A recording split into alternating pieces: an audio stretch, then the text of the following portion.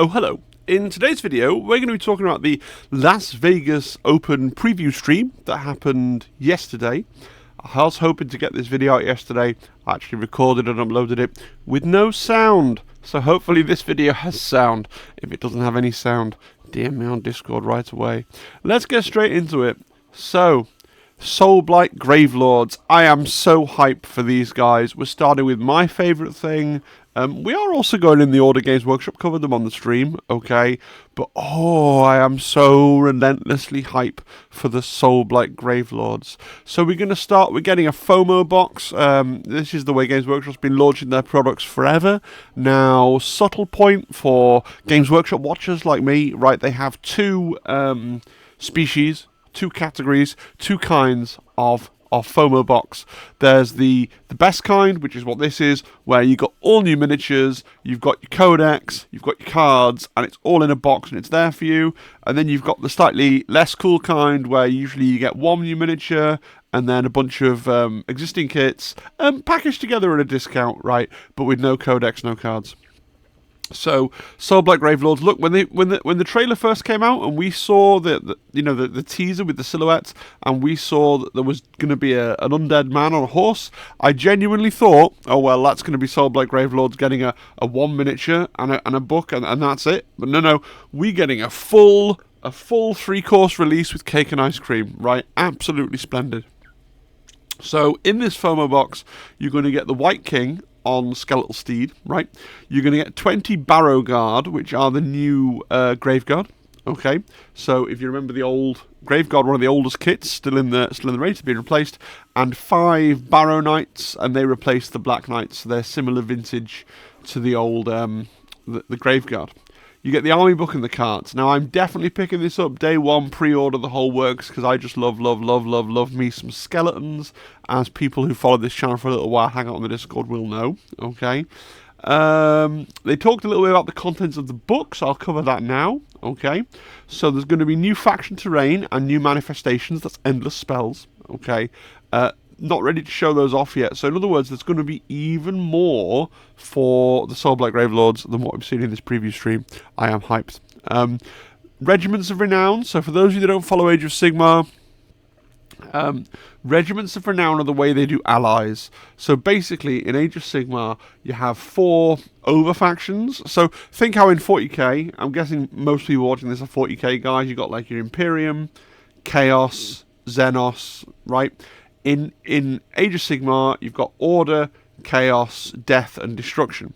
So what Regiments of Renown do is they encourage you to buy not just your army book, in this case it would be for Soulblight Gravelords, but to buy, the other Death army books, the Nighthorn, the Ghouls, whatever they're called, Flesh to Courts, that's the one, and the Ossiarch Bone Reapers, okay? And then they'll have Regiments of Renown, which is like a little thematic chunk of army that you can take in your army. So as a Soulblight Gravelords player, you could take a Regiment of Renown from Nighthaunt to take some ghosts in your Soulblight Gravelord. One of the things they said was one of the Regiments of Renown, so in other words, one of the allies for other people is you can take a zombie dragon in any death army, okay? So that's cool. And then they also said there was a second secret Regiment of Renown, which makes me think we're getting even more plastic kits. Maybe it's the faction terrain or the manifestations somehow, but that's also going to be really cool. I'm looking forward to that. They said that the book had a big focus on skeletons, and you could do an entire army just of skeletons, which is pretty cool. They said there's going to be 4 battle formations, one of which is themed around zombies, and then there's going to be 2 armies of renown. The Knights of the Crimson Keep, that are like vampires, presumably, that's what that says to me, Blood Knights and stuff, and the Barrow Legion, which is going to be a pure skeleton force. I am not an Age of Sigmar guy. Now, this is my year of Age of Sigmar, 2025. We're going to be doing the Tale of 6 Hobbyists. We're going to be building up some combat patrols, and 6 of us are going to be going to Warhammer World in, October, so, quite a long time away, but we're going to play some Spearhead down at Warhammer World using our spearheads that we're painting up over this year. So I'm not an Age of Sigmar expert at the moment, so if you can let me know in the comments what's the difference between a battle formation and an army of renown, because I'm not 100% sure. But I tell you what I am 100% sure of, I love, I love these skeletons. So we're going to start talking about the White King. Now, the White King miniature, the new miniature, can be built as a White King or a White Lord. So on the left, with the red paint job, that's the White King. And on the right at the top, you can see with the more muted paint job, the White Lord. Now, I love this miniature.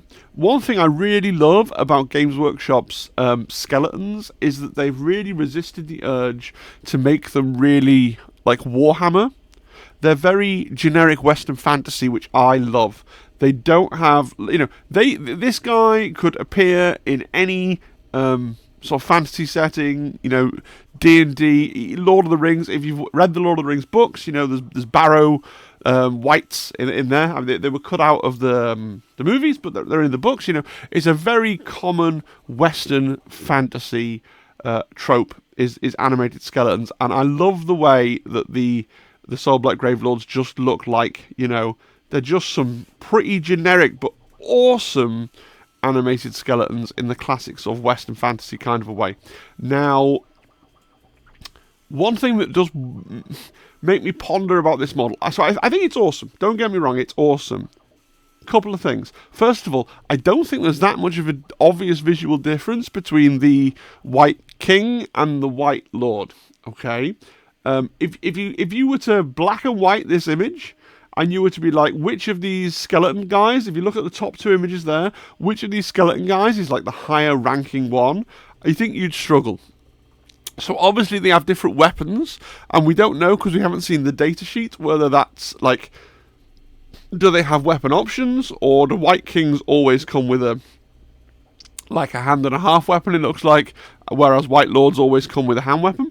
Okay? You can see that the White King has got a bit more plumage, okay? He's got a longer thing on his head, and his horse has got a slightly fancier hat. That's the only real visual difference that's jumping out at me though. Yeah, they got slightly different shields. One's got a round shield, one's got a kite shield, but there's nothing that jumps out at me and says this one is the bigger version of this one. Now, I've got the old. I say old. It's not that old. It was the shiny new model last time they redid Soul Blight Gravelords. Right, so it's weird that, and I've put him down in the bottom right-hand corner. It's weird that the old White King is being replaced. Now, it's not weird to me that the Graveguard and the Black Knights are getting replaced. They are old as balls, right? But the White King is a relatively new model, like 3-4 years old, surely. So the way I'm going to do it, I'm going to buy the kit. I'm going to look at because I've got a White King, the older one, that's built but not painted. I'm going to get the new one, and I'm going to look at the rules, and I'm going to be like, okay, one of these guys is going to be my White King, one of these guys is going to be my White Lord. I'm going to look at how the rules are with the weapons. I'm going to look at how the old White King has a lance. Is that even a thing anymore? Can they have lances? What I'm thinking will probably happen is I build the new kit as my White Lord on horse, and then the old kit maybe converting with some of the leftover parts from the new kit, right? Yeah, maybe change it round slightly, is going to become my White Lord, and then I'll have both, and they'll look really visually different. I think the base size might have changed as well, but we'll cross that bridge as and when we come to it. We can always 3D print a plain base, right? That's not an issue. So that's something that I'm going to have to sort out when I've got the book in hand. I can see what the difference is between the two. But none of that awkwardness takes away from the fact that I think that the new kit, the new White King, is awesome. So sorry, messed up my slide there. It really is an awesome miniature. Let me know your thoughts in the comments as always. Then we're going to move on to the Barrow Guard, right? This is your replacement for your Graveguard, and these are so clearly just Graveguard, but awesome. Right, I really like these miniatures. I think these are everything I would want from an updated Graveguard. I really like them. Yeah, I mean everything. They got a musician now, which I don't think they ever had before. They got the standard bearer. They got the same two weapon options. Now, a big bugbear of mine was I always think they look cooler with the shields. I think the shield's awesome. They were always kind of mechanically better. Like if you listen to people that are good at Age of Sigmar, people are like, oh, I'll take great weapons because the great weapons are better in some way. But You know, I don't really play the game very often. I play once in a while Blue Yonder. Mainly what I do is collect and paint the miniatures. So I'll be building mine with shields, although in the FOMO box, which I have decided I am going to buy, you do get 20, so maybe that's going to be 1 unit of 10 with shields and 1 unit of 10 with great weapons. We'll see how that goes. But I really like these miniatures, and I'm really looking forward to painting them. And can I say, I think the heavy metal team, that, you know, the Games Workshop Studio painters are... The standard is so high. I mean, look at this banner. I will not be able to do this. I will not. Let me just get my laser pointer here. I will not be able to do this. Right. This is amazing work. Right. And the verdigris and the patina. And they've got on all this and the sort of faded red color on the wings. Like, mine will not look this good. This is beyond the usual level of painting from Games Workshop, which is usually splendid. But this is these just look so good. This is just going to be another few minutes of me gushing about the new Soulblight Gravelords range, but I really love these skeletons. They look really cool, and they complement the Skeleton Warriors, and they look like more elite Skeleton Warriors, and they do that job well. Really pleased. And then we've got the new Barrow Knights, right? The Black Knight replacements, and again, these everything you could ask for from a new skeleton unit. I think everything you could ask for. They look perfect. My only fear is that I think you're probably going to want 10. Like, I have 10 of the old Black Knights now. This is my other problem. I have 10 of the old Black Knights painted and another 5 new on sprue. And I'm just going to be like, yeah, you guys are going to the retirement home for old miniatures, right? They're going under the bed, and they go under the bed for a year or so, and then they go in the bin. I mean, and that's tragic. What do you do when Games Workshop replaces models on you like this? With the new ones are just so much better, and it's like, well, I don't have infinite space in my house, you know? So very occasionally, you're just like, well, sometimes I'm like, no, I prefer the old ones, and that's fine, but that is not the case here. These are really lovely. Really lovely, and I cannot, like, I'm excited in a way that I've not been excited for a GW product in a long time. Like, I know my 40k army is Sisters, and I know Sisters got a big release, but it wasn't a big release like this. It was like, here's a new character, here's a book, here's some old stuff that you can buy at a cheaper price. This is a proper, like, you know, I'm not guaranteed to get a proper big, like, curb stomping release like this for one of the factions I really care about again for a long time. This is awesome. And it's not all. We're also getting a new zombie dragon. Now, I'm such trepidation. I have a painted Prince Vordrai, like a Vampire Lord with a lance, right, on the old zombie dragon. So, is this replacing the old zombie dragon? What am I going to do with my old zombie dragon? But I want to buy the new zombie dragon. I do. It's such an awesome model. Now, what's really interesting to me, if you know the old zombie dragon's got a lot of visible bone and muscle. This guy, right, he doesn't scream zombie at me, which I think is actually pretty cool, right? He's pretty well dragon, you know? It's like 90% dragon, 80% zombie. I mean, okay, and this is me being insane, right? Maybe I want to buy 2 of these.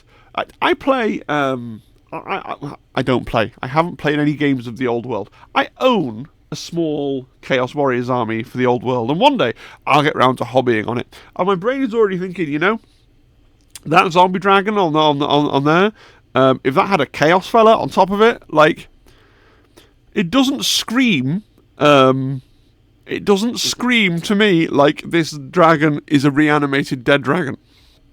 It just looks like a badass evil dragon. You know, there's a bit raggedy in the wing, but that just adds to its general evilness. I really do like this model. Apparently, this is on an enormous base. It's bigger than the old zombie dragon, which is staggering. I don't know how it goes in a cupboard. And you can build it. They showed it off with Prince Vordrai there, and without, so you can have like a loose swan roaming around doing his own stuff. You used to be able to put a generic Vampire Lord on a zombie dragon. I don't know if that option is gone. I know some people don't like special characters and they want it to be about their guys and they want to hear about conversions and stuff like that. And so maybe you're sad to lose the generic option, but you just use the rules for Prince Vordrai, and then you're like, yeah, but actually I've converted the rider to have hair or whatever, and he's like your vampire guy, and you change the lore and the fluff and the model, but the rules, it doesn't really matter whether it's a special character or not in the rules sense, does it? Right? But I really do like this model as well. I'm not going to rush and pick this one up like straight away because it's going to be a model. It was on limited release. It doesn't go on limited release. It's available for a long time. I'm not going to rein in my impulse to buy everything on launch weekend. I'm going to get the launch box, right? And then at some point in the future, probably this year, I will pick up this zombie dragon as well because it's just such a cool, look at it. Such a cool thing. And that's not all for the Soulblight Gravelords. They also showed this guy.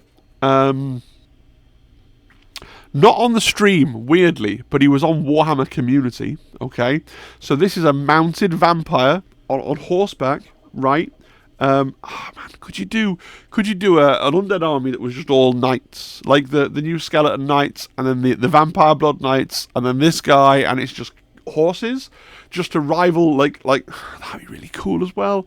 The trouble is, I only play one army in Age of Sigmar. I don't really play Age of Sigmar, it's a lie. I only collect one army for Age of Sigmar, Soulblight Gravelords, but it's such a deep army with so many builds that you could do. But this is really cool stuff as well. I much prefer the bald head to the one with, I think the hair that's going up like this is kind of a bit much for me. But other than that, like, no notes. It has weapon options as well, right? It has an axe or a sword, it looks like. I mean, that sword's in profile. It could just be the edge of the axe, I guess. But I really like that. I really like the Nightmare. I should give it its proper name. The Nightmare's head, I think, is really awesome. For a long time, Nightmares were around as a thing, but they were just horses. They were just evil horses. And this is clearly, like, obviously, this is a creature with a problem, okay? And its problem is it's going to eat you. Amazing. And I love I love the two skelly men making their way out of the ground to go and live their best on lives, right? Like, you can keep your crabs, you can keep your little gnomes and your badgers and all this stuff. I'm not really here for that stuff, but, like, give us a couple of skeletons just going about their business, right? Being resurrected by the vampires to go and, like, wander over there and maybe try and stab, some Cities of Sigmar guy in the eye. Yeah, that's cool. That's just really, really cool to me. I really do enjoy this model as well. I want it all. I don't normally get, like, in my old age of my late 30s, I don't usually get this kind of sucked in by Games Workshop. They're just playing my tunes, You look at a release and you go, yes, they are playing my music. Right, and that's this. I'm so hyped for all the Soulblight Gravelord stuff they've shown off. These are all big wins to me. And there's going to be a new spearhead now. The spearhead's interesting. So it's going to be the White King on foot, the old one. I've got a White King on foot. He's all painted up. I've got a spare one in a blister pack. Long story. 2 units of 10 Death Rattle. Apparently the 2 units of 10 Death Rattle are actually going to be new kits, but, like, heavily based on the old kits. I think they've recut the sprue to make them easier to put together, to make them easier to build, or maybe they're based on there was a slightly different version of these kits that was out in Cursed City, so maybe they've done something there. I don't feel the need to pick these up. I have 30 of the new skeletons. I have 30 of the really old skeletons if I need loads of skeletons, so don't need to pick those up. And then it's the 10 of the Barrow Guard and 5 of the Barrow Knights. So if I buy the FOMO box, and I will, I have the rest of what I would need to play this spearhead already in my collection, right? So as you'll know, if you're a big time follower of the channel, we're doing spearhead this year. Like I said before, we're going to go in October to Warhammer World. We're going to play 6 of us with our spearheads. I'm going to pivot. I was all set to do the previous spearhead, which is still legal for spearhead, by the way. I was all set to do the previous spearhead. Okay, Soulblight Gravelords, the more vampire themed one. I'm now going to pivot. I'm I'm going to do the Death Rattle Tomb Host, and I was talking to Nightfall, who is also doing Soulblight Gravelords for his Tale of Wargamers, and he's going to do the Vampire Spearhead, so we'll have a bit more variety at the mini little 6-man Spearhead. I don't want to call it a tournament, but, you know, like gathering that we're going to do. So I'm going to do these. I have just undercoated my first unit of 10 skeletons, because I've got my White King painted. I'm going to get some skeletons painted, and then when the new stuff comes out, I'm going to add the new stuff to the box. It's going to be really, really cool. And I'm looking forward to that. Right, and they're also doing a book.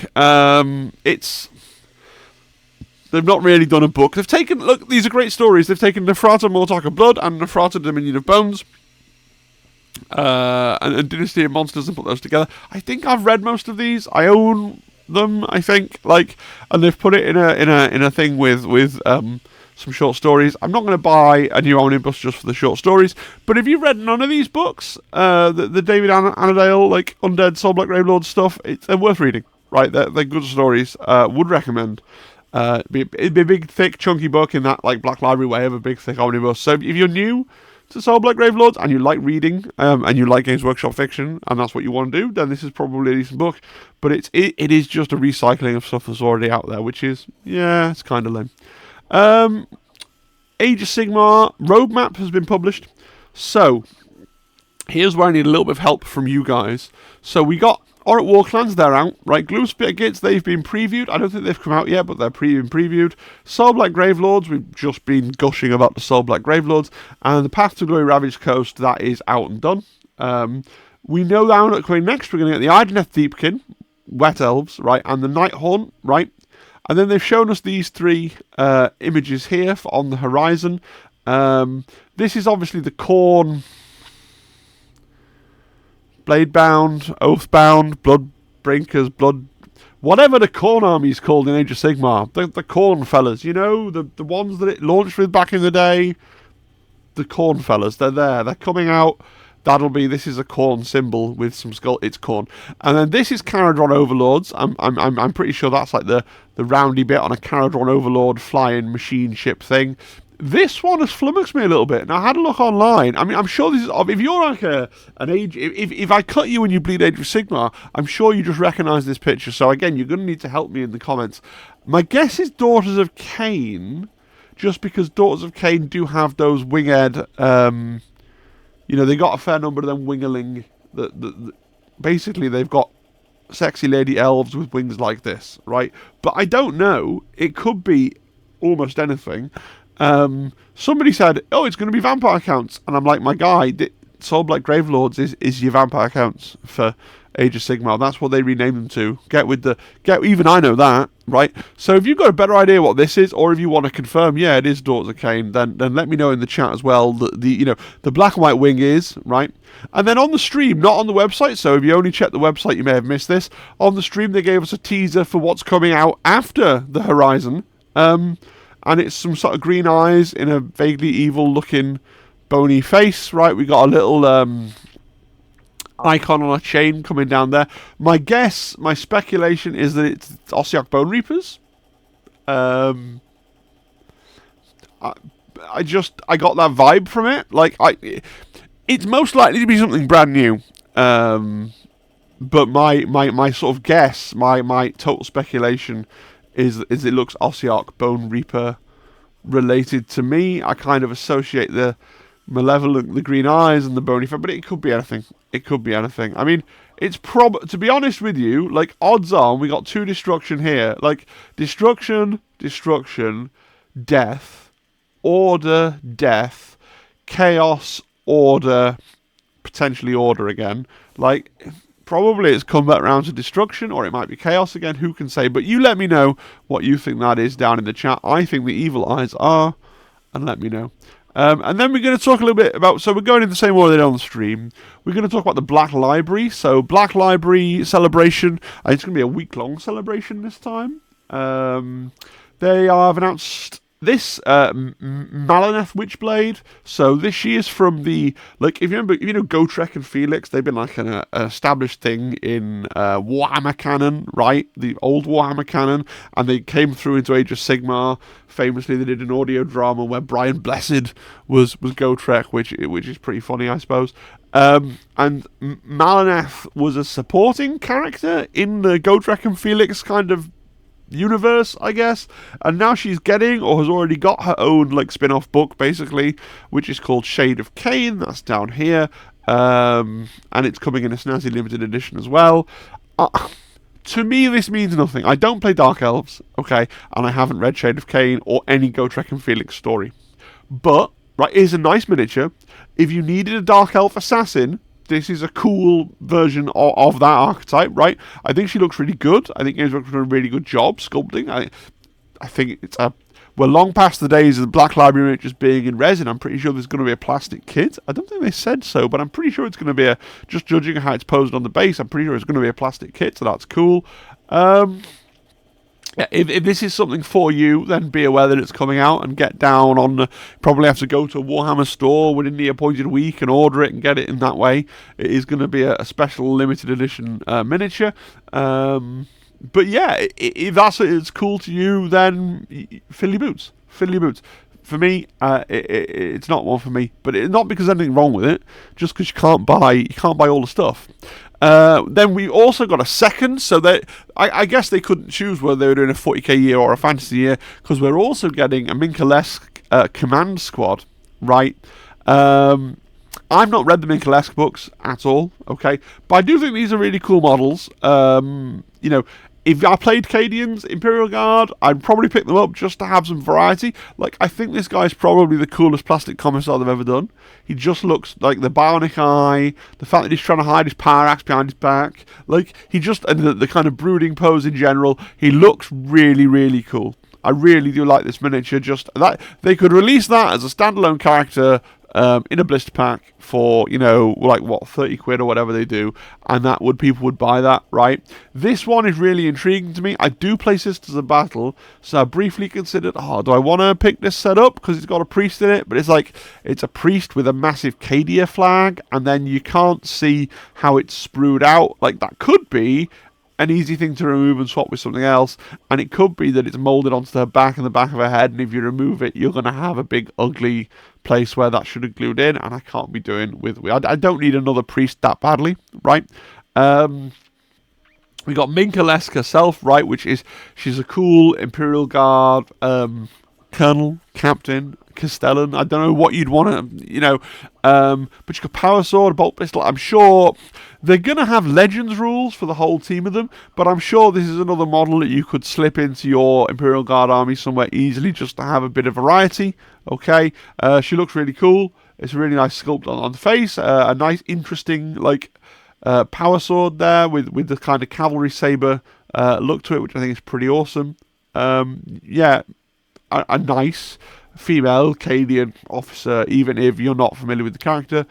We got this sort of scout-looking lady here, which, like, obviously she's got a different uniform to the others. I'm sure this is something that's explained in the book. A little harder to work into your Imperial Guard army if you're not using, like, compared to I think the top three are the bangers, right? This is a little harder to work into your Imperial Guard army if you're not using the Legends rules. But I'm sure a really faithful representation of the character in the novels if I'd read them, right? And this guy just amuses me, because he's just a man with a melter gun. Like, this could just be a guy in any other Cadian box set or squad. Like, everyone else looks special and interesting and intriguing, and I'm like, ooh, and this just a man with a melter gun. And I've not read the books, but I'm just imagining, right, this guy's called John, and his entire personality trait in the stories is he has a melter gun, and occasionally the melter gun is employed as Deus Ex Machina to go like, oh, and then they remember that John was here with his melter gun, and then they blew a hole in the prison door, and then they escaped. Like, it's a bit of a thing, isn't it? He has one defining character trait, and his defining character trait is holds a melter gun, because otherwise he just looks like another guardsman. I mean, he's not wearing a helmet, I guess, but yeah. Really like these. Personally, not picking them up. Don't play Imperial Guard. Don't love or have read. Like, they might be really good. If they are really good books, let me know on the bottom. Like, Phil, you should really read the Minkalesque books, because, like, that would be a really useful comment to get. But I don't think I'm going to pick up. And I'm trying to get out of the habit of picking up things. Like, I've got a sealed box of the Tanith First and Only on my shelf that I now kind of need to sell, because I just bought it because I'm like, oh, that's cool. And I've read God's Ghost. I'm never going to do anything with it. So these are really cool, but I don't need to buy them just because they're cool, right? Right, we're on to the Old World and High Elves. So we've left behind the Black Library now. We're looking at the Old World stuff. So we kind of knew High Elves were coming. So this is a... the way they release things for the Old World is there'll be an army set, which will give you a lot of things at a reasonable discount. These tend to hang around in stock for a fair old while. So these aren't, like, touch wood, because I don't want to say this and then people don't buy them and then they sell out, right? But I don't think these are generally like a FOMO thing where you have to buy them on the day or you're not getting them. So these are all reprisals. Reprisals? Is that the word I mean? I don't think it is. These are all re-releases, anyway, of the old plastic kits that were around when I, remember Warhammer Fantasy, and I remember losing many games to... I don't like High Elves. I think people that play High Elves tend to be a bit, like... well, haughty and smarmy and high elven about it, I guess, and be like, oh, you can't charge me because I've measured everything, and then you're going to be exactly 1 inch out. Conversely, I'm going to be able to charge you next turn. Which, is how an elf player should be, but very frustrating, I guess. Anyway, in the box you get 32 elven spearmen, 32 elven archers, 2 chariots. The chariots, if you're not familiar, they can be built as... they can both be the White Line chariot, or they can both be the regular chariot, or one of each, as shown here, your choice. And then you get the new transfer sheet as well in the box, a brand new transfer sheet. Go and look on Warcom, they got a nice big picture of it. I just put a tiny one there to remind me to talk about it. But the transfers are brand new, full colour. They have been designed for Warhammer the Old World, so that's pretty cool. And then you get the Arcane Journal. The Arcane Journal's sold separately. There's going to be a few new characters in the Arcane Journal, some of which will get new models and some of which won't, if the others are anything to go by. And 2 armies of infamy. One is based around the White Lions, essentially, right, and is a White Lion army. And one is based around the Sea Guard, and is a High Elf Pirate army, right? So speaking of High Elf Pirates, we're going to look at the new models. They announced 2 brand new models and 1 kind of remastered plastic kit. So we got the Lord of... I can't pronounce this. The Lord of the White Lions, I'm just going to call it. They've painted his line yellow, which I'm not sure I understand. I understand why they've done it, because his cloth is white, and if the lion was white, it would all just blend in. But also, they're called White Lions, and his lion is lion-coloured. Doesn't quite scan for me. This is a great miniature. There's nothing wrong with it. High elves don't do very much for me, and he is just he is a high elf. High elfily. There's nothing to make him seem distinct and jump off the page and go, ooh, okay. But I think that's cool. If you like the White Lions and you want to do the new White Lion army, then probably you want one of these guys to be in it, right? Because you got the White Lion character. That's cool. Then we got Ishaves, Sentinel of the Silent Isle. Now, I do like this miniature because she's a bit more... she's a high elf, yes, but she's a high elf pirate with a trident with a big bit of seaweed on it and an eye patch, right? And she's in an action pose, and she's got a really nicely sculpted face, right? Which I think is really, really good. Really lovely paint job on there as well. I think this is a really nice model, not one that I need to own because I'm not going to start high elves for the Old World. Do you know, I want to draw a distinction because sometimes there are things that I'm like, I'm not buying this, but like low-key in my mind, I'd be like, if I had a giant house and infinite money and infinite time to do hobby, I'd definitely buy this, right? And there's other things where I'm like, I'm not buying this because it doesn't appeal to me and I wouldn't actually want it. The high elves are in that second category, I don't want them. There are other things that I'd be like, I'm not buying it, but in my heart of hearts, I want them. This isn't that, okay? But she is a cool miniature. And then they talked about the Illyrian Reavers. So if you're not old, I mean, I'm not that old, I'm in my late 30s, but if you're not old, you won't remember the Island of Blood box set, which was a starter set for Warhammer Fantasy back in the day, where they had a lot of high elf kits where it was like slightly monopose, slightly new player-friendly plastic kits, but they was the only plastic version of a lot of High Elf units, and the Illyrian Reavers were one of those. Now, this is where they've said on the Warcom website, like, they're based on the Island of Blood models, but comprehensively resculpted, so they've probably gone into the... They've opened the files in the CAD machine, and they've done stuff. I am not enough of an expert. I didn't build the Island of Blood Illyrian Reavers back in the day. It would be great if somebody out there in YouTube landed a side-by-side of these and the original ones, so we could find out what they'd done differently. I'd be interested in that, even though I don't care about High Elves in the old world. Okay, but I think it's interesting that they're doing really interesting things with this old world project, where they're going in and resculpting stuff and adding and changing and chopping, which I think is really cool. They're also re-releasing a bunch of plastic kits. I've not put all the pictures on here because I remember them. But if you want to go and look at the pictures, they're all on the Warhammer Community website. Okay. In terms of plastic kits, you're getting the classic Lord on Dragon, also builds a Mage on Dragon. The Flamespire Phoenix also builds the Frostfire Phoenix, right? You're getting the High Elf Lord on foot and mounted, the Mage on foot and mounted, the Loremaster of Hoeth, the Dragon Princess of Calidor, the Silver Helms, the Lothan Sea Guard, the Phoenix Guard, the Swordmasters, the White Lions, Sisters of Avalon, dual build kit also builds something else, the Lothan Sky Cutter, and the Eagle Claw Bolt Thrower, which is pretty darn close to being every plastic kit that you could buy for the High Elves back in the day.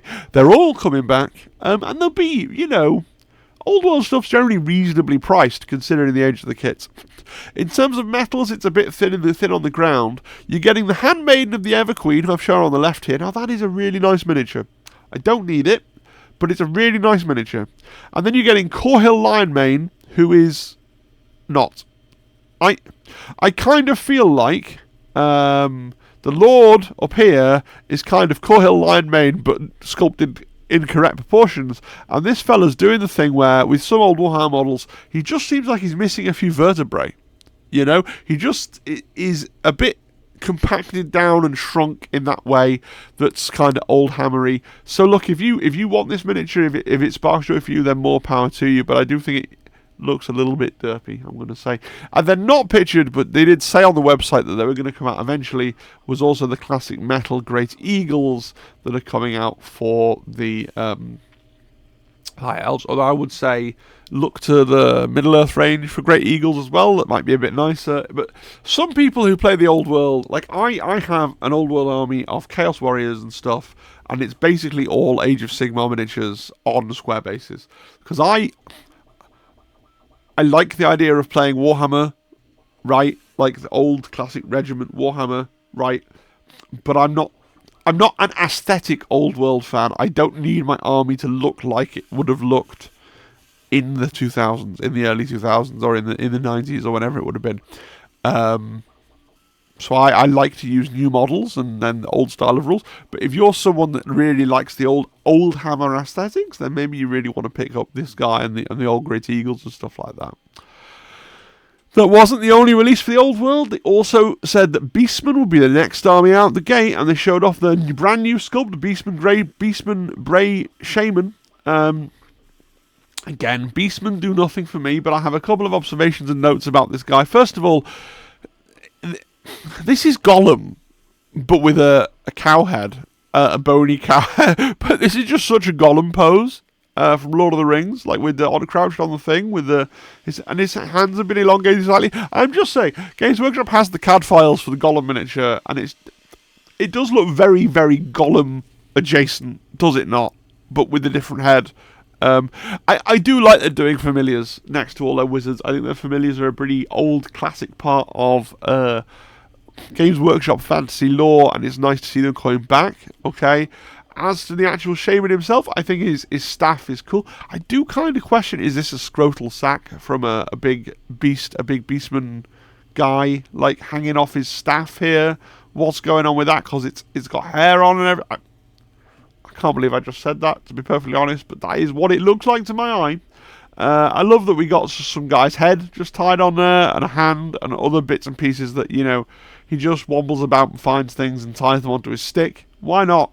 You know, not for me, doesn't excite me, but a great miniature for people that love that sort of thing, no doubt, no doubt. You know, the old world I plumped for Chaos when I wanted to get into the old world, because largely what happened was my wife wanted to get Bretonnians again, because that was her first ever foray into Games Workshop. She's like, I'm in Bretonnians. I'm like, okay, cool. I'll get some evil guys to fight your Bretonnians. Why not? Okay, so I picked Chaos. And when all the Empire stuff came out, that was my nostalgia. If I had, like I said, the infinite house, the infinite time, the infinite money. Money's not even really the issue, right? It's the more than anything else, it's the storage space is the thing. I would also have an Empire army for the old world, right? But this personally for me does not spark joy. 1 second. Sorry about that. Right. Old world roadmap. So this is really interesting. These are the things that we've had: Bretonnia, Tomb Kings, Orc and Goblin tribes, the Dwarf and Mountain Holds, the Warriors of Chaos, which is what I collect, and the Empire of Man, which is what I also kind of wish I had the space to collect. But there you go. High Elves have just been revealed. Beastmen have been partially revealed. We've seen more miniature for them, so that might be the only new model I get, right? Otherwise, it might just be all the old plastic Beastmen stuff. Beastmen are coming next, it looks like, then Wood Elves, and then this anonymous coffee stain, right, which apparently is Cathay, and like, that's nailed on from that coffee stain. Now, I have put a link in the description to a channel that I like. It's all about the old world. That's called Square Based, right? Go and give them a look. Look at their most recent video, and you will see that the CSI techniques that they have done to map this to Cathay. Now, I'm surprised to see Cathay, okay? For those who don't know, in the Warhammer lore, there were a bunch of nations that were never really developed into models. Kislev got some models, but there was like Kislev, Cathay, Araby, and to put it in the kindest possible terms, they were all kind of based on quite lazy, broad stroke stereotypes of different cultures around the world. You know, they're different human nations. So I'm slightly surprised to see Games Workshop going back and revisiting the Cathay concept, but apparently that's what they are definitely doing. So if you want to know more about that, go and check out, like I said, the Square-based guys. I've put a link in there in the video. Go look at their channel, and maybe that their latest video or one of their more recent videos is like, Cathay is going to the old world, and they will go through all the CSI-ness of how they tracked. Somebody tracked down the illustration from somewhere that this is apparently the desaturated and grayscale version of. To me, it just looks like a piece of texture. But yeah, no, it's Cathay, so look forward to that. Right, on to Necromunda. We got the Necromunda Shadar Hunters. These do nothing for me at all. I think these are kind of meh. Sorry, Necromunda fans. So for those of you that don't understand how Necromunda works, generally speaking, they release a gang, and then they will revisit that gang by releasing like an elites box for the gang. And this is the elites box for the Ash Wastes Nomads. So you're getting the 6 models, and then they have pets, and people love pets. It's a thing in Warhammer now. I don't understand Ash Waste Nomad. Like, back in day, when I was in secondary school and we played Necromunda, Ash Waste Nomads existed in like one of the Citadel journals, and you were like, it's like, yeah, use metal like Talan Imperial Guard miniatures. I thought Ash Waste Nomads were basically dudes. But if you look at the faces of these guys, they're fly people. If somebody would like to explain to me why the Necromunda Ash Waste Nomads are fly people, like they got weird red eyes, and the skin, and mandibles, and all the rest of it, like, what's going on there?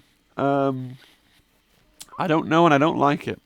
Let me know in the comments, okay? But and why is this? It's just the way they've painted it, but he just looks like he's on his way for a game of tennis played with whips and 6 tennis balls. I don't know.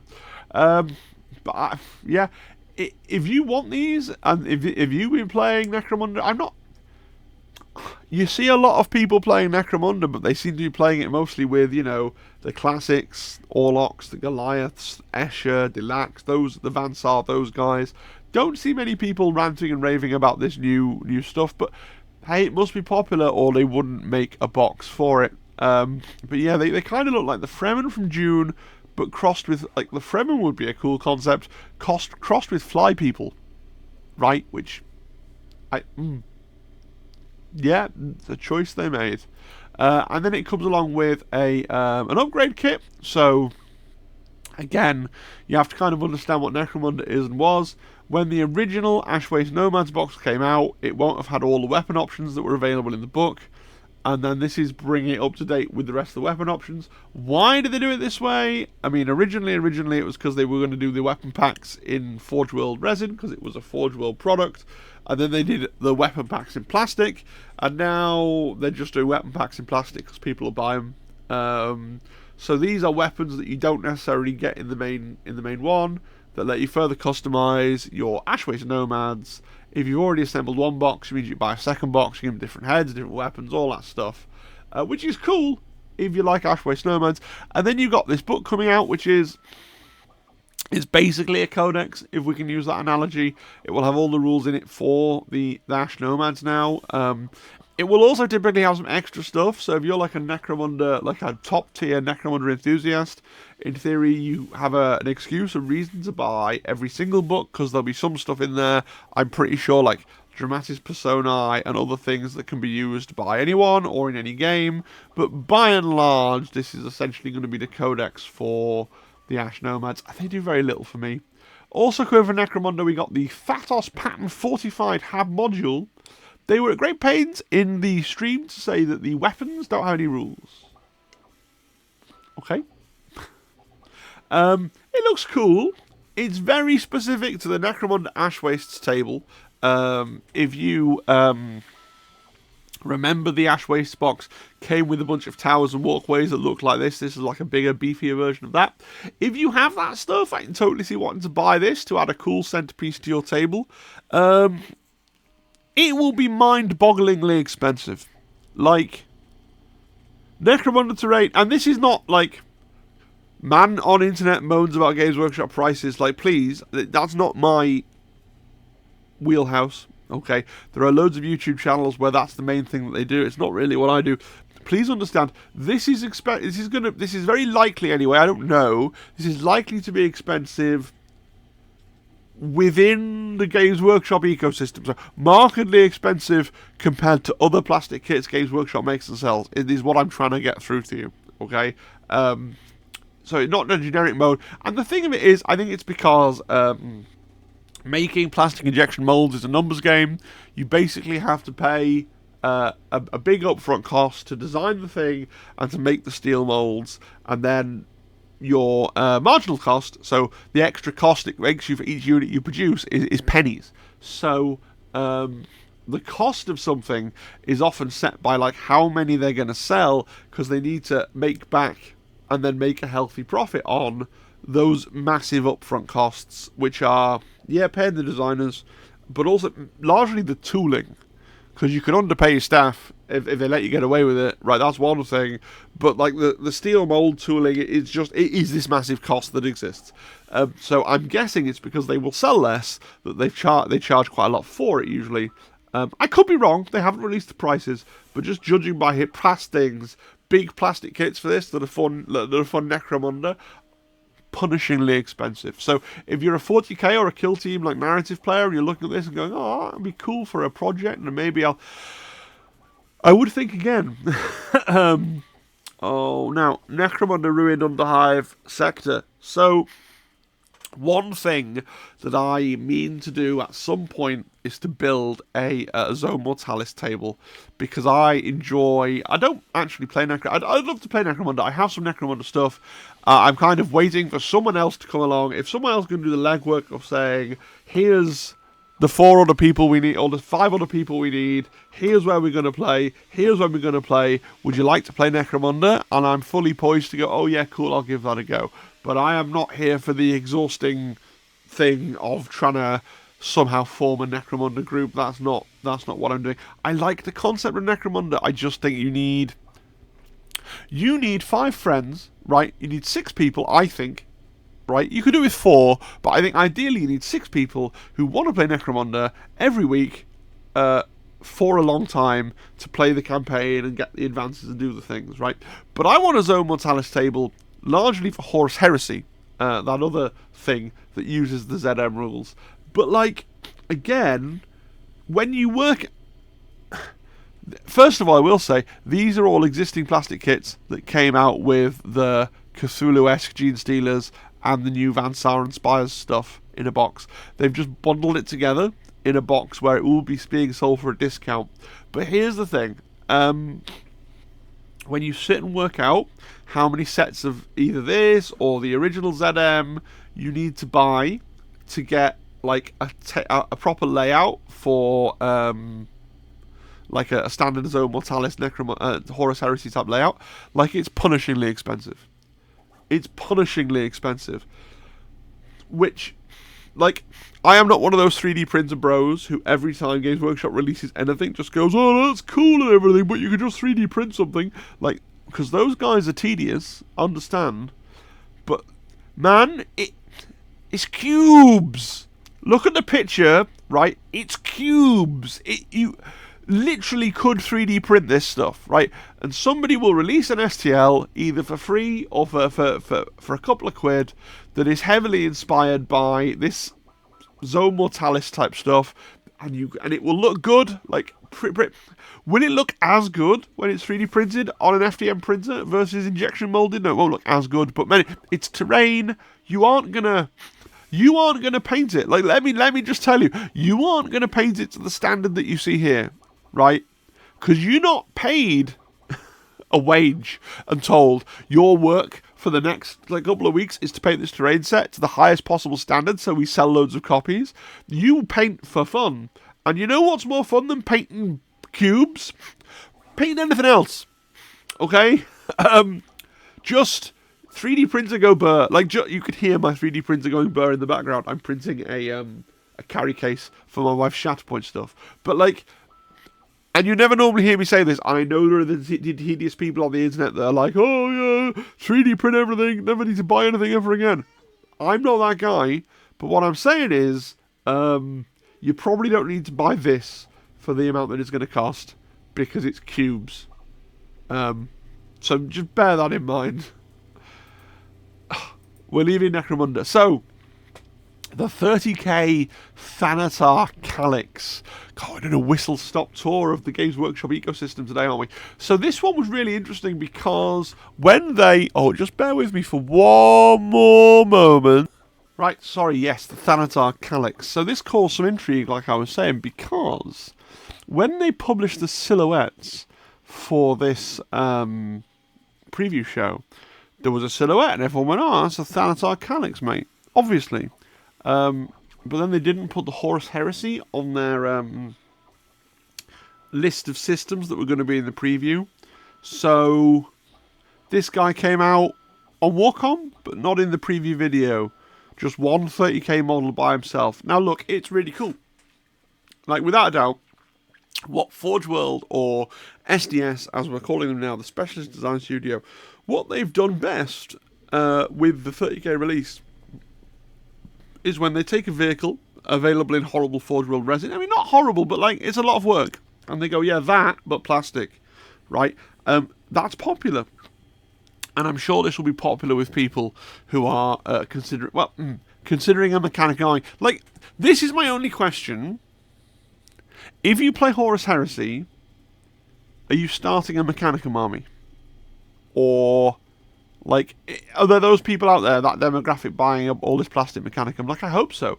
Like, I know a guy we haven't talked about Heresy in years, okay, but has a resin Mechanicum army, has a Thanatar, I don't know if it's a Thanatar Calyx, has a Thanatar something. Is he going to go out and buy a plastic one just because it exists now? Pass. Probably not. Right. But I'm assuming that this is just a one-to-one size match for the existing resin Thanatar, and if so, you know, it's huge. Just put that out there. It would have been cool for the people that don't know Horus Heresy for them to show you how huge this thing is, because it's going to be pretty huge. I also think that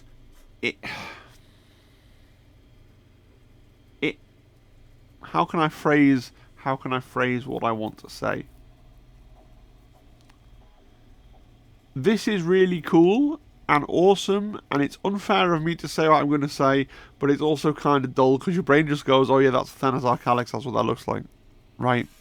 But no, it's great that it's coming out, and more to come for 30k. They've said that Heresy Thursday will be continuing. Every Thursday they'll reveal something new. So yeah, no, it's good that this is here, and people will be excited for it. Hopefully there are other people out there who are starting Plastic Mechanicum armies, and it's not just a demographic of people going, I've already got a resin one, the plastic one's cool and everything, but I don't need another one, and it looks the same now that I've put in the effort to do the resin one. Oh, the nice thing is it'll be cheaper. It's the one thing that people think Games Workshop puts out a new kit and it's cheaper because it goes into plastic. It will be cheaper than the old resin one was. So that's nice, right? 30k Mechanicum is now more cost effective and stuff. That's good. Right, we're into 40k. We've been burying the lead for long enough. This is the 40k Emperor's Children, and I love these. These are absolutely one of those things in that category of if I had the bigger house and the more time, I'd get an Emperor's Children army. I'm not going to, but if I have the time and space, I definitely would. I think they're amazing. So they're getting a FOMO box, just like the Soulblight did at the start of the video. They are getting a FOMO box in the best format of FOMO box. They're getting all new miniatures, codex, cards, the works. It's your one-stop shop if you want to start Emperor's Children. You're getting 2 units of 6 Noise Marines, 2 units of 10 Infractors/Tormentors, a Lord Exultant, and your codex and cards, which is really great. So we'll start by looking at the Tormentors/Infractors. So what are these? The Space Marines, guys. They're your basic Slanesh worshipping Emperor's Children line infantry. So you can build them like this. You've got your Tormentors, you got 3 guys with bolters, you got a special weapon, and you got your Sarge with a whip and a Panzer pistol. They are your bolter wielding line infantry, objective control 2. They can defile objectives. I don't know if that's a thing that people know what it is, but it was what was said on the stream. They can defile objectives, and they have infiltrate as well. And then the same plastic kit can build Infractors.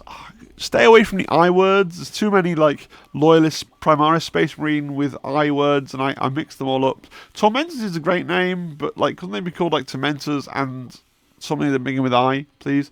But you got a combat assault version as well, so they've all got these pretty big, pretty wicked looking knives, and bolt pistols. It looks like. I can't find. Like, this maybe is the sergeant, but he doesn't have anything special, he just has knife and bolt pistol. So that's pretty cool as well. Interesting thing here is, obviously, these are a new unit, and they decided for Emperor's Children not to have Noise Marines be the basic, the basic standard infantry squad.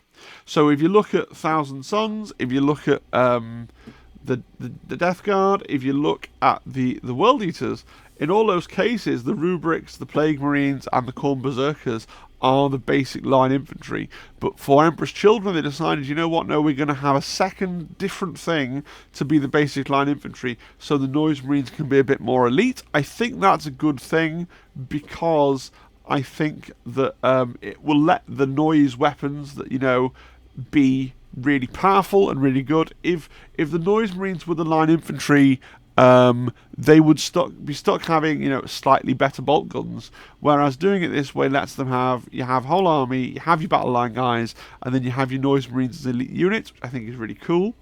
These are built from one kit, which is cool. I wish they would come into Kill Team, because I don't want to do an army of them, but I do think they look awesome. And mad props to the Heavy Metal team, because they've made that for the longest time. People would paint their Chaos, like after the 30k and the Horus Heresy came out, people would paint their 40k Chaos with a nod towards the 30k Heresy era colour scheme, because those colour schemes were generally better than the 40k colour schemes that had been come up with a long time ago. But the Heavy Metal team managed to make the classic, quite garish pink and black 40k Emperor's Children colour scheme look really good. These are really well done. I think they look really amazing. I hope they put out some good guides and how-tos on getting that pink, because that pink colour looks like it's going to be quite hard to replicate for us mere mortals. Alright, but yeah, I really like these miniatures. I think they're really well done. And it's like I said, if I had infinite time, money, and space, it would be. I would be starting an Emperor's Children army for 40k as well. Absolutely, I think these look. I think these are exactly what I want Emperor's Children to look like.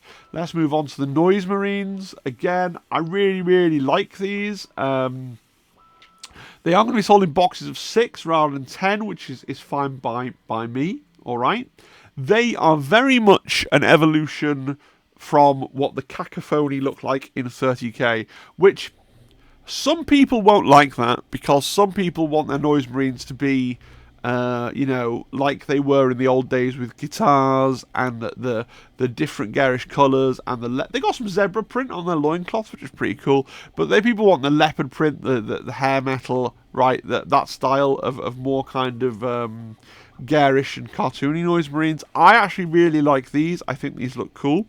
I almost think you could use these in 30k as Cacophony, because the Cacophony, if you look at the 30k Cacophony models, they have you know, more sort of chaos nods on them as compared to the rest of the army.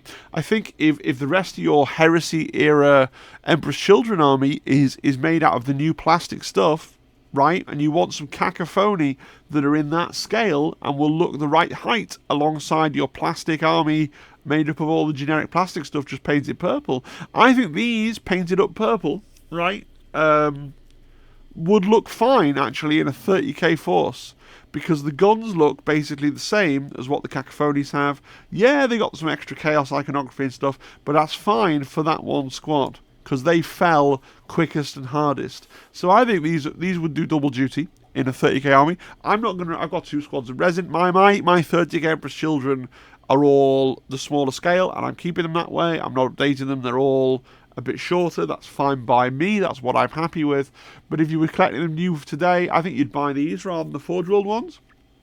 Just my opinion. I think they'd look fine. And like I was saying on the previous slide, these have been repositioned within the Emperor's Children for 40k, within the Emperor's Children army list, to be a more elite unit, analogous to the Havocs, right? They are a heavy weapon squad. They don't have to do that line infantry job, which means that their sonic weapons can be more devastating, which I think is really cool. And then we got the Lord Exultant. I love it when they do this. When they do the single hero multi-part plastic kit with options. So what have we got? We've got at least 2 head options, the bare head and the helmeted head. We've got, it looks like 3 left-hand options and 3 right-hand options. So in the left hand you can have plasma pistol, power fist, or a whip. And in the right hand it looks like we've got a choice between a power sword, what looks like a version of a Phoenix Spear, which is nice to see that meeting up with what's in Horus Heresy. Or some kind of, I don't think that's a bolt pistol. Is that some kind of poison pistol, a noise pistol, some kind of special pistol you can have there as well? It's a little bit intriguing that they have some left-hand pistols and some right-hand pistols, some left-hand melee weapons and right-hand melee weapons. Or you can have double melee weapon. Like, it'd be interesting the data sheet and how this guy can be put together. But I love it when they give you all these options. You also get all the spare bits that you don't use. You can then put in the rest of your Emperor's Children army as well, which is, you know, just to sort of smarten up and brighten up some of those other miniatures. That's really cool as well, right? Oh, sorry, excuse me. And then, not in the FOMO box, but coming out alongside the main release, we got this. This is Lucius the Eternal. So if you've watched the Warhammer animation, you knew that Lucius was in for a bit of a redesign along these lines. I think he looks really, really good. This is what 40k Lucius should look like, right? He looks like Lucius looks in my mind. Interesting that his armor is black, and it's not sort of got any of the pink on it that the rest of the army has, but nor is it like purple, like old school. It's kind of jet black, which is kind of cool. I love the whip with scorpion tails. That's really cool. Lovely to say that it's got the lair blade on, which is what the Forge World Resin Fulgrim 4 30k is wielding, right? Which is cool. Love the head, the tongue, the poison injectors. Worth saying again, I said it before, the heavy metal team have just gone, like, yours will not look this good. Sorry, but like, look at the blade, look at the purple they've worked into the blade, look at the non-metallic metallic, look at the the injectors on the back, the way they look like they really got liquid in, like they have started doing paint jobs. How can I put this? Heavy metal paint jobs were always really, really good, but you could somehow, when they were sticking to the heavy metal style, you could get close to that following like the stuff that Duncan was doing, and you could kid yourself that it was almost as good. Whereas now, the heavy metal guys are using far more blends, they're using far more different things to really elevate the painting of the stuff that GW is showing off, which makes it look, you know, you will struggle. If you're painting an army of hundreds of these for tabletop, you will struggle to get, I guess, them looking all this good. But like the paint job is immense. It really is. That doesn't take away from the miniature. It's just something to bear in mind. Like they really have gone hard recently with their painting as well. So that's really cool miniature. I don't like this one as much. The Cacophonist, he just looks a bit static, and these tubes here I think look a bit daft. Okay, they look like they've been scaled up too hard in the CAD software. I'm not a big fan. I will say the heavy metal team again, they tried really hard, because look, the pink marbling on here and on here is just immense. We saw a bit of this leopard print before on the Noise Marines, but it looks really, really good. Like they've tried really, really hard to elevate this miniature with paint, but I think this guy, a little bit of a swing and a miss compared to everything else we've seen for the Emperor's Children. I know that rules-wise, apparently this guy buffs your Noise Marines. Like, it doesn't look bad. It's perfectly good miniature. It's just a bit, in a weird sort of way. I think I really don't like these tubes. They look a bit weird to me. They look like, you know, if you have a tumble dryer and it has like a trunk on it for ejecting the hot, moist air into the atmosphere. They look like those, but sprayed silver. You know, I don't know. Not my favourite. Not my favourite. But it's nice that they're getting... There's always a thing with these, like, God-specific chapters that they do for 40k. There's always a thing where it's like, they only get a few units. So it's nice they've got an extra character. It gives them something else to flesh out the range. But I do think this one is probably the worst model of the release. The Flawless Blades. So I love the way... Oh, sorry, hit the mic. I love the way they've done... there's callbacks and call forwards. So obviously in the Horus Heresy, the Cacophony were a way of trying to imagine what was the precursor to Noise Marines. And the Flawless Blades here, one of the units they invented for the Horus Heresy was the Palatine Blades. And so the Flawless Blades here is like, what do the Palatine Blades, what do those guys look like after 10,000 years in the warp on Fulgrim's Pleasure Planet? And they look like this, and I think these are really, really cool. I think they look really, really awesome. I love the way they look so totally distorted and corrupted, but not their swords. Like, their swords are still these elegant, perfect things. You can imagine them obsessively, like, polishing their swords and caring about them, and not really noticing or caring about how much the rest of their body's getting all distorted and weird.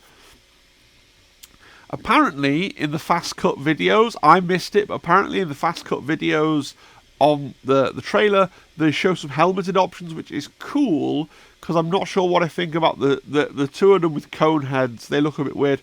I do like this guy in the bottom left. I think that's an awesome sculpt. I think he looks really cool.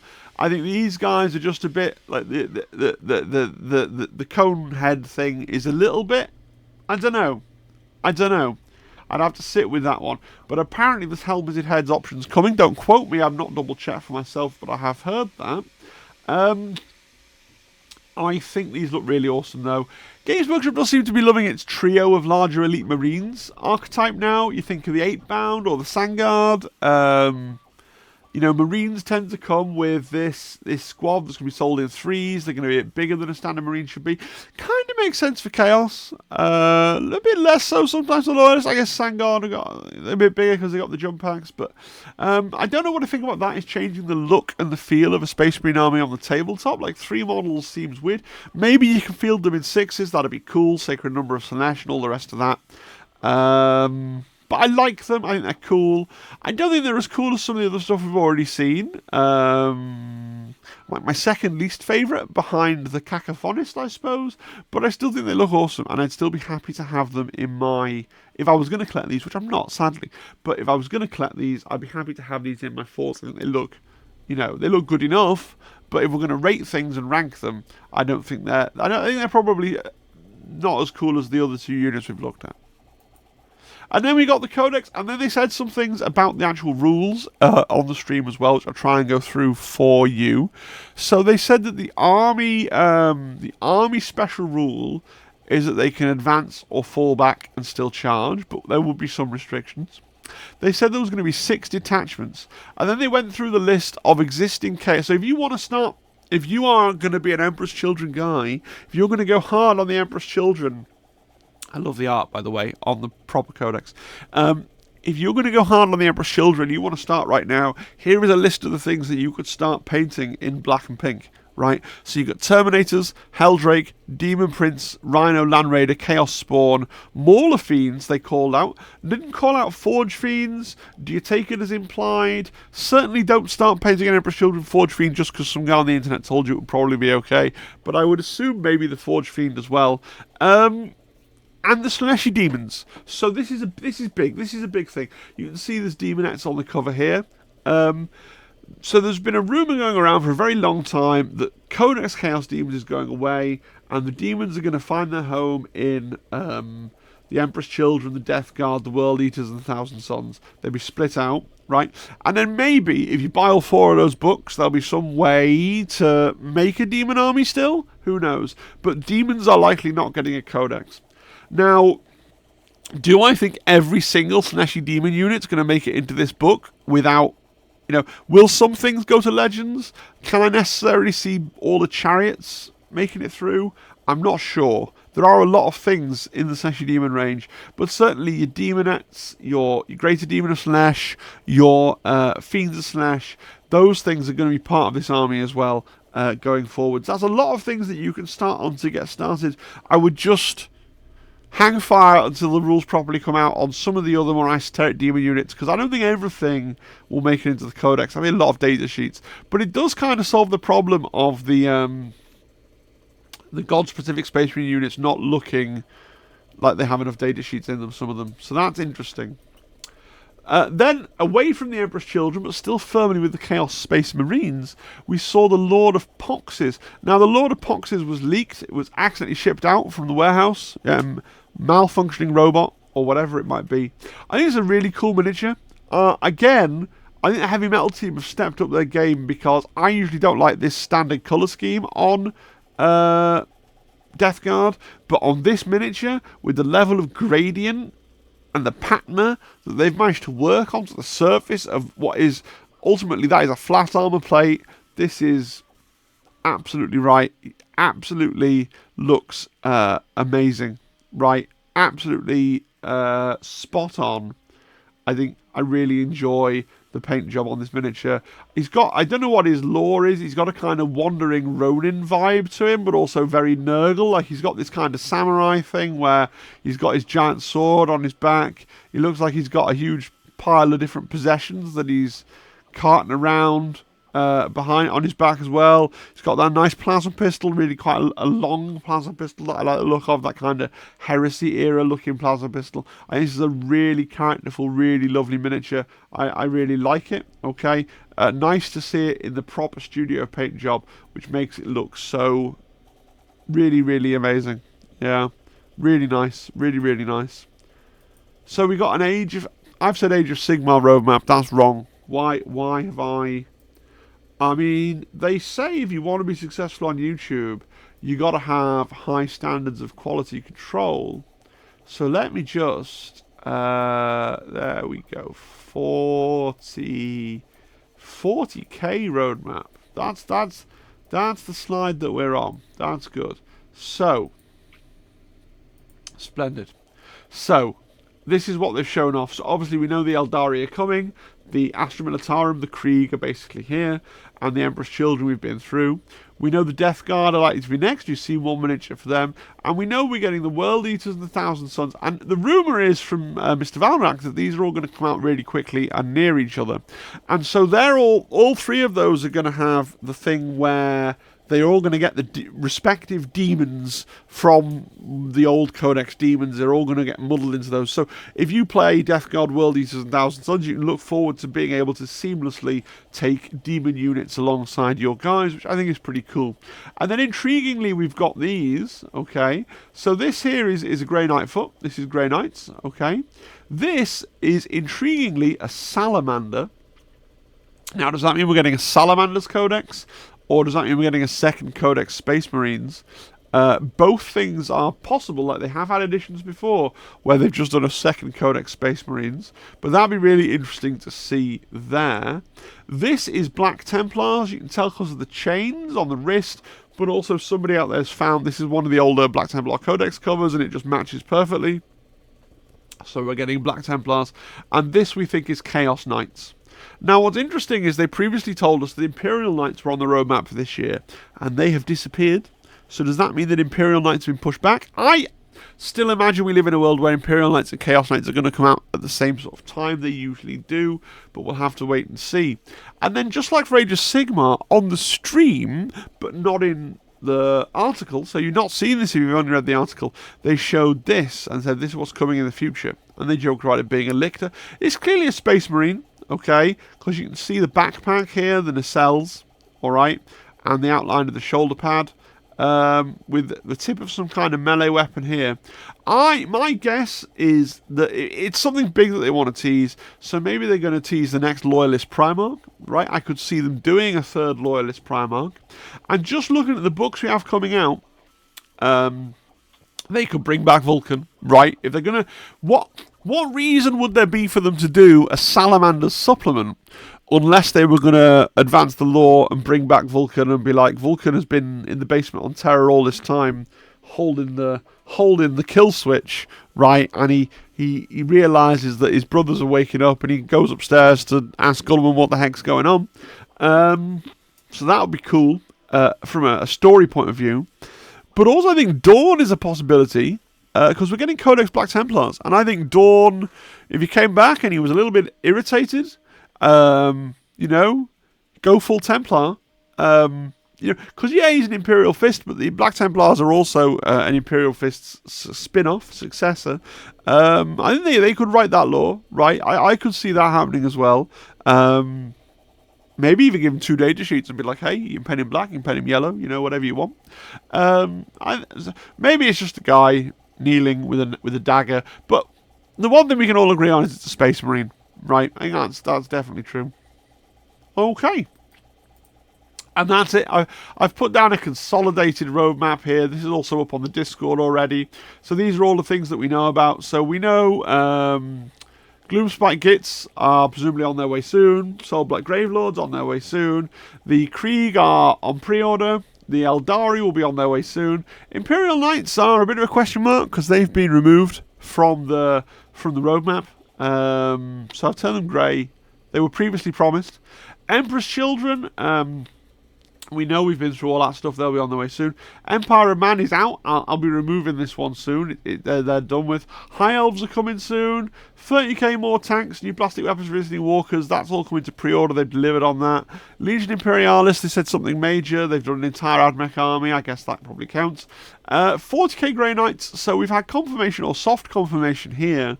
But the reason that the Grey Knights are on here and this other stuff is not written down is because they told us back in when they did the Imperial Agents Codex, they told us that the full Grey Knights Codex was on the way in 2025, so that's that. We know, not from today, but we just know we're getting 2 more Underworlds warbands this year. We also have seen Borgit's Beast Grabbers for Warhammer Underworlds. They got a little Warcom article the other day. We've seen that the Ideneth Deepkin and the Nighthorns are on their way. The Old World Beastmen have coloured them in yellow because we've seen a Beastman. Right, so they're probably the next thing for the Old World. Wood Elves, we know, will be on their way probably after the Beastmen.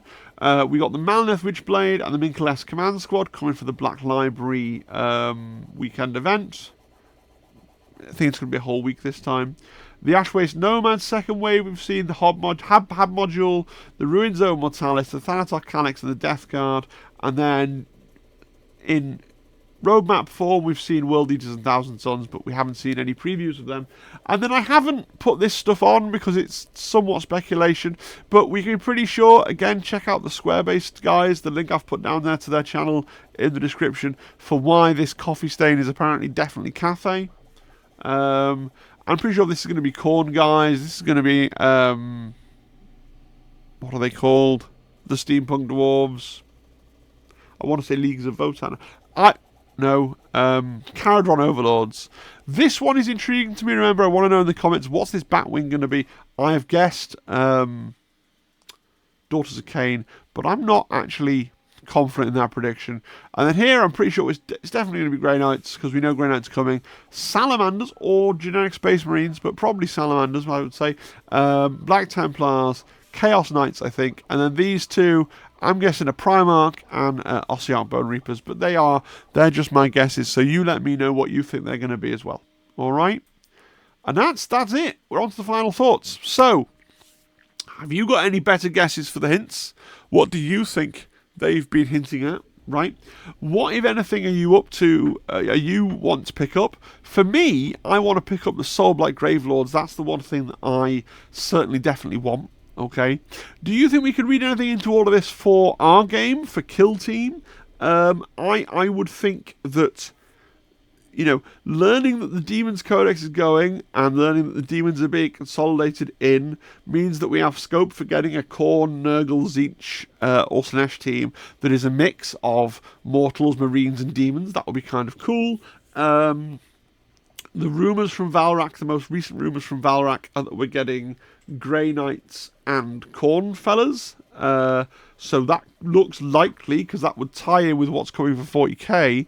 I think that it would be interesting to see that Khorne side be, like I said, a mix of Demons, Marines, and Mortals. So maybe that's going to happen. Do you have any thoughts on the Demons Codex going more generally? I'm not sure. Right? I think it's probably a good thing, but I can understand if you're a diehard Demons player, it's not a good thing for you. So let me know your thoughts on that. And thank you for all the YouTube stuff, the subscribing. If you've gotten this far, you know, I've done an hour and 21 minutes so far on what was a 40-minute preview. How does that always happen to me? I am sorry for the little interruptions. I'm recording during the day when my daughter is awake and she keeps wanting to come and say hi, which is absolutely fine. She's 2 and she loves me very much, which is lovely. I don't normally record in the day, but I meant to put this video out yesterday. I actually did briefly put it out yesterday with no sound. So I had the slide deck, but I've had to re-record the voiceover. So hopefully you've enjoyed that. Comment, like, etc. And consider joining the Discord. If you've liked this, there's more of this community on the Discord. And I want to say a big thank you to my members. Those are the people that financially support me to do this, which is just mind-blowing. But especially to Nightfall and Samuel Troth, who are both subscribed at the very highest tier of membership. So thank you, Nightfall. Thank you, Sam. I appreciate that as well. And that's it for me for today. Actually, do you know, I might do another video this evening because this was yesterday's video. Then again, I might not. It depends how the day goes. But that's probably it for me for today. Have a good one, folks, and I'll see you again next time. Cheery bye. Cheery, cheery bye. Bye-bye. Bye.